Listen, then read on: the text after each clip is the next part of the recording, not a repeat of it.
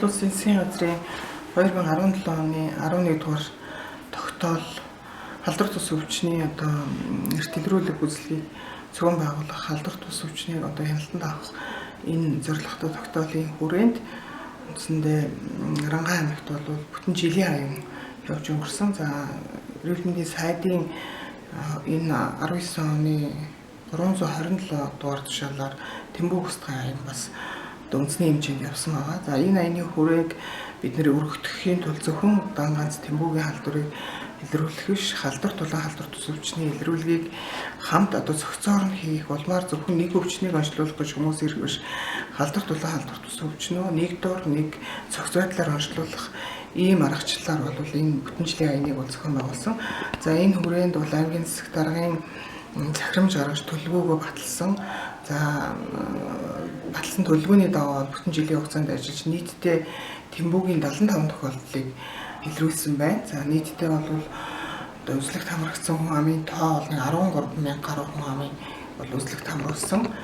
За үндсэндээ 10 сумыг бүтэн хамруулсан. За нэг үйл ажиллагааг загвар сумн дээр бол зохион байгуулж нийтдээ 500 гаруй хүний үзлэг онцлогоог бол нэгдүгээр үндсэн 14 нарийн мэргэжлийн чиглэлээр бол зохион байгуулсан байгаа. За энэ үйл ажиллагааг цаашид бол жил болгон уламжлал болгон зохион байгуулах бүх суманд энэ үйл ажиллагааг ижил стандарт аргачлалаар зохион байгуулах зорилгоор өндрүүлэн сумн дээр загвар үйл ажиллагааг зохион байгуулсан. Бүх сумын засаг дарганаар эмнэлгийн эрхлэгчнэр холбогдох энэ эмчилгээний онцлогоонд хамаарагдж байгаа мэргэжлийн эмч лаборантуудыг хамруулж загвар үйл ажиллагаа зохион байгуулсан байна.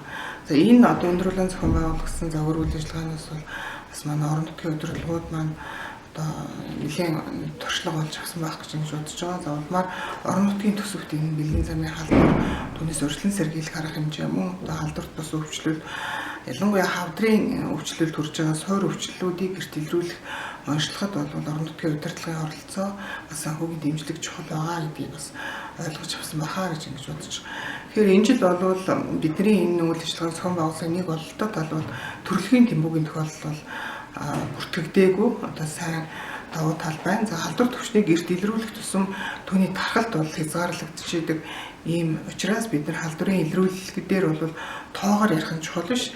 Зөвхөн хэдийг харин эрт илрүүлж чадваа, илрүүлсэн өвчлөлийнхаа хэдийн хувийг бүрэн эмчилсэн бэ гэдэг нь бол чухал. Тийм учраас бид нар энэ жил илрүүлсэн Тэмбүүгийн бүх хавтлыг бол илрүүлж эмчилсэн 100% эмчилсэн байгаа. Тэгэхээр бэлгийн замын халдварыг бол эрт илрүүлэхдээ зөвхөн ганц бэлгийн замын халдвар илрүүлнэ гэх биш, нэг явалтаар нэг эмч онцлогоо багц гаргаж байгаагийнхаа хүрээнд бол халдвар тус өвчнөө цогцоор нь илрүүлэх нь бол чухал. Тэгэхээр нэг зүйлийг зорих биш, нэг багц өвчлөлийг цогцоор нь илрүүлэх нь чухлаа гэдэг ийм аргачлалыг бол барьж байна. За түүнээс гадна хүн амд нэлэнхүүд нь ингэж нялж онцлогоо хийхээсээ илүү яг тухайн өвчлөл зовлон тохиолдож байгаа тэр хүн амын бүлгийг сегментлж барьж авах нь бол хамгийн чухал. Тийм учраас энэ жилийн зохион байгуулсан 11 сумын үзлэг бол зорилттой наснд чиглэсэн ийм үзлэг байсан гэдгийг хэлхийг хүсэж байна. Өвчтөн эмчийг өдөр бүрийн өршөөл сэргийлье.